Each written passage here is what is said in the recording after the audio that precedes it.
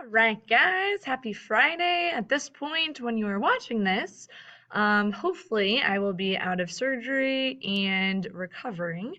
That's the goal. Happy Friday. You have the awesome Miss Kanawi as your sub today. I want to, before I get into kind of your reading check that I'm going to do, I want to go through and talk a little bit about these chapters. There's a lot that's going on. I'm going to try to condense it in what I'm talking about, but I have kind of a lot to go through, okay? Um, okay. So in chapter 8, we have some of the relationships between Denver and Beloved and other characters being further developed, right? Denver at one point asks Beloved where she was before, right? Because she had come out of the water seemingly out of nowhere, and so Denver's curious. Beloved describes where she was as hot, dark, nothing to breathe down there, no room, lots of people down there, some dead, right? I talked to you guys the last couple of days about how Beloved has some multiple interpretations, right? One of those possible interpretations is right. She is, of course, the ghost of Setha's dead baby, Beloved, right? There are lots of parallels between those two. This could also represent, so if we're seeing her as Setha's dead child, this could represent, right, in the grave, right? It's dark, hot, right? Lots of people down there. But also, if we look at Beloved as a representation, as symbolic of the past, but also symbolic of kind of the collective slave memory, right? So if we see her that way, this could represent the bowels of a slave ship, right? Remember when I talked about the middle passage and how some of those details were going to be important, right? Because some of these memories are reminiscent of that passage, right, across the middle passage, and the slave ship and the millions of slaves who took this horrible journey, right, where it's hot, dark, nothing to breathe, lots of people down there, some dead, the exact same conditions that you would see on one of those slave ships, right? And so we see continuing on in this chapter, we see some more motifs developed, right? The power of language. We see lots of trees. We see water, right? Remember, I told you guys pick a few motifs or a few symbols and track those closely. Morrison has a million of them in here, right? You'll go crazy if you're trying to track every single one, but start to see, okay, are you interested in tracking what she does with water or with trees or with some of the different metals or the fabrics or colors, right? And track those really closely. We also have different themes being developed, right? Memory, history, rememory, motherhood, grace, right? Um, so we have the story of Denver's birth, starring Setha and Amy Denver, right? As Denver is telling Beloved the story of her birth, Denver can see and feel the story as she's saying it, right? On page 82, it says, Denver was seeing it now and feeling it through Beloved, feeling how it must have felt for her mother, right? Which leads us back to that third possible interpretation for Beloved is being a symbol of the past, right? Of Beloved representing the past and memory and history, because she's allowing Denver to experience this for really the first time, truly experiencing it. Okay. So as we go in through from chapter 8, and I want to point out one more thing in chapter 8, right? There are still multiple correlations with Beloved and hunger, right? At the very beginning of chapter 8, she had seen her pouty lips open wide with the pleasure of sugar or some piece of news Denver gave her, right? Continuing on, there are multiple times throughout this chapter where it talks about how Beloved is hungry, right? Or talks about her mouth or how she's devouring something, right? The middle of page 91, watching Beloved's alert and hungry face, right? On the top of 92, Denver nursing Beloved's interest like a lover whose pleasure was to overfeed the loved, right?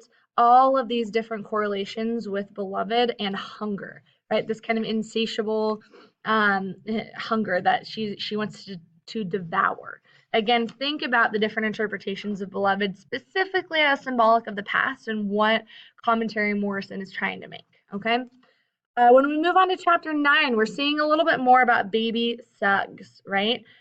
We see her as a preacher, right? We have lots of different, I mean, this is a pretty awesome scene here where we see kind of in the clearing, we have children laughing, men dancing, women crying, right?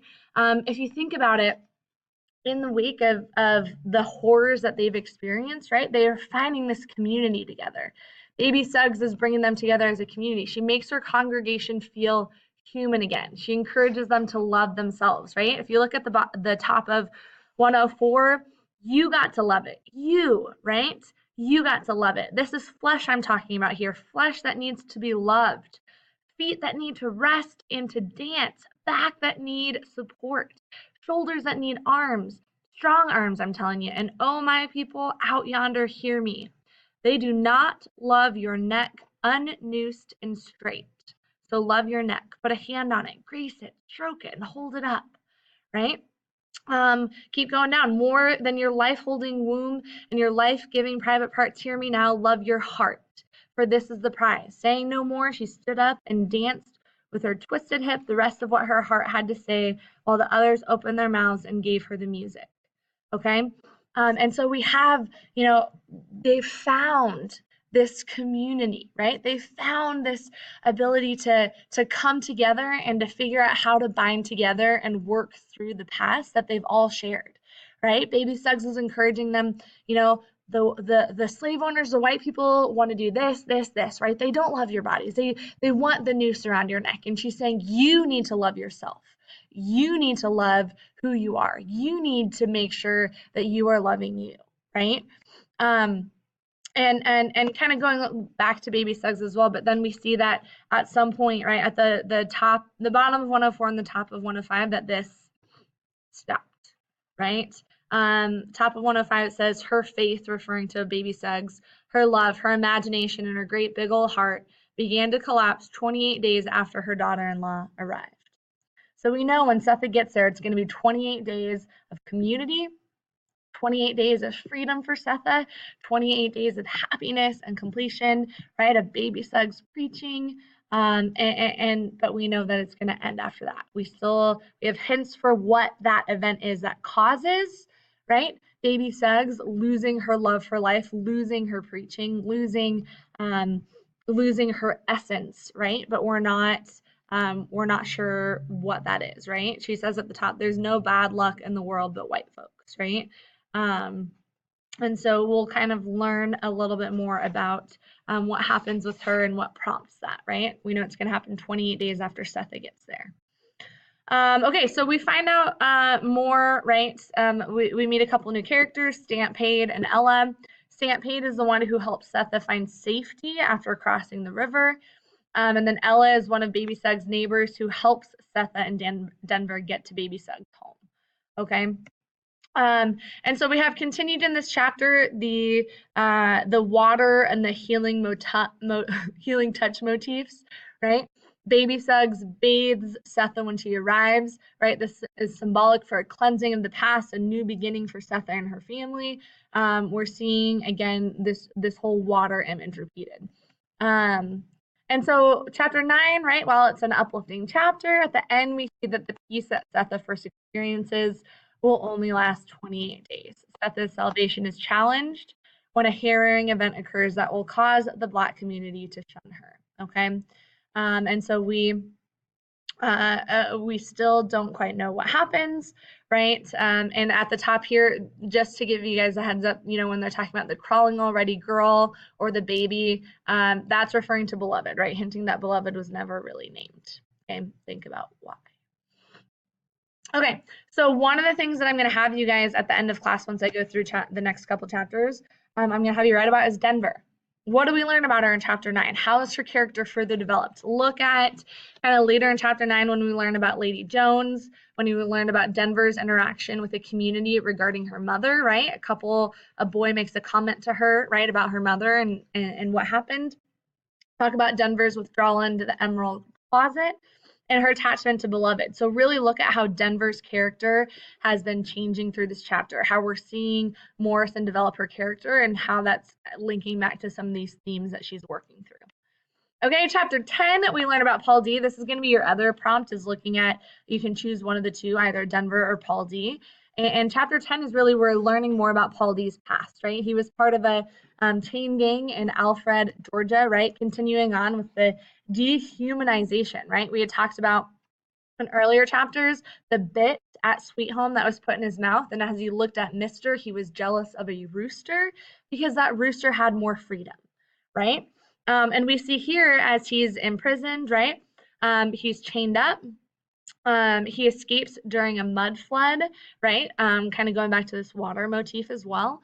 We see the importance of community here as well, right? That these men in this chain gang, right? They hold each other together. They keep going because they for each other, right?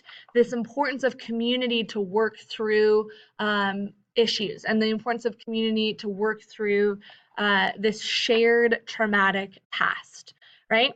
We have the personification of life and death throughout this chapter, which is really powerful. And we have the power of nature, right? We have the rain, again, going back to the water motif. We have the tree flowers, right? That guide Paul D to the north and to safety. And so we get more details of what was happening with him. We have the comparison of Setha's escape and Paul D's escape, right?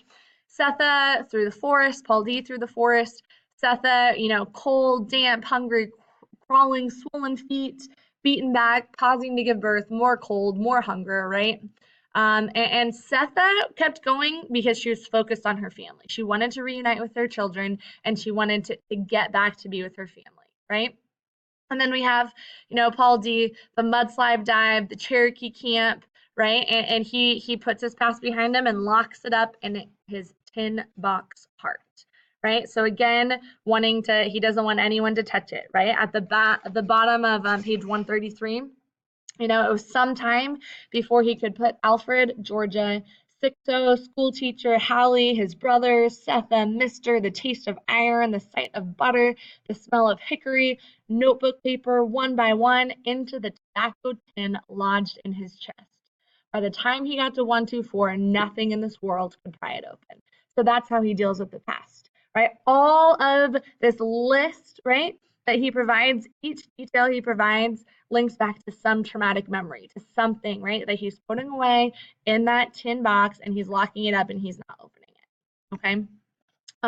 So like the box that nearly becomes his tomb in the convict camp, the tobacco tin entombs his emotions, all right? So then we have in chapter 11, this is kind of an interesting scene, right? Some of you are like, what the heck is going on? So we have this power shift, okay? This is a short chapter, but the whole thing is symbolic, okay? So we have Paul D and his masculine presence originally chased the baby ghost out of the house, right? In the very beginning, when he comes into 124 and he says, there's a presence here, there's the red light, right? And he chases the baby out. But then we have Beloved coming back in, right? And we know what she can represent. She's taking over now. He's slowly forcing him out of Setha's bed, out of the house, right? And at the end, right, she forces him essentially to have sex with her, right? But remember, you need to see Beloved as more than a person, right? This scene is symbolic. This isn't representing a physical act. I want you to think about Beloved again as symbolic of the past, as a representation of history and the past, and how she, right, at the end of this, right, the bottom of 137, right, she moved closer with a footfall he didn't hear, and he didn't hear the whisper that the flakes of rust made either as they fell away from the seams of his tobacco tin. Okay, that tobacco tin heart, right? Her union with him is forcing him those memories out. It's forcing the rusted lid open, right? So again, this scene, you cannot see it as a physical act. You need to see it as a symbolic act, and what Beloved's presence is doing with Paul D, and how she is forcing him to confront the past, right? And then he says, red heart, red heart, red heart, right? Red is a very prominent color, right? Going along with the color motif as we're going through. So again, some of you might be tracking with that. Obviously, this is a crucial part, right? I'm almost out of time for this video, so I'm gonna stop this one and I will finish briefly talking about